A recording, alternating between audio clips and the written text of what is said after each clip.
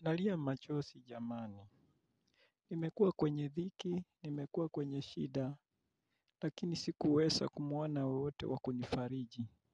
Niliwapigia marafiki zangu simu, aidha wanikumbuke tu, lakini kwa bahati mbaya marafiki wakapokea simu zangu na waliposikia shida zangu wakaniashumu.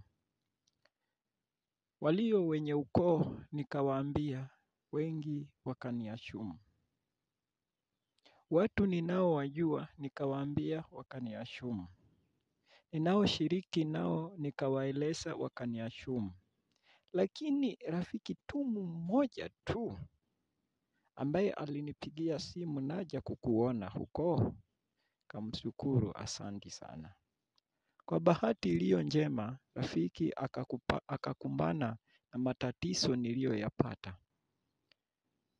Akasema, rafiki, yawezekana turudi nyumbani, sababu haya mateso ninayoyaona unayoyapitia ni mazito zaidi.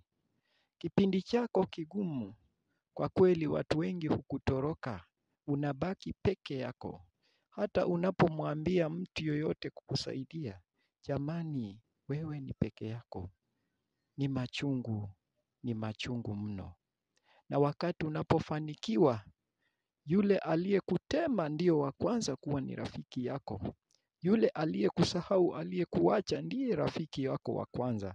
Kwa kweli dunia tunayoishi ni mviringo. Huzunguka na ikarudi pale pale tena.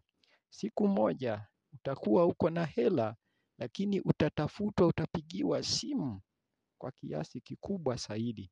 Ukitafutwa kama shilingi kwa ya pili.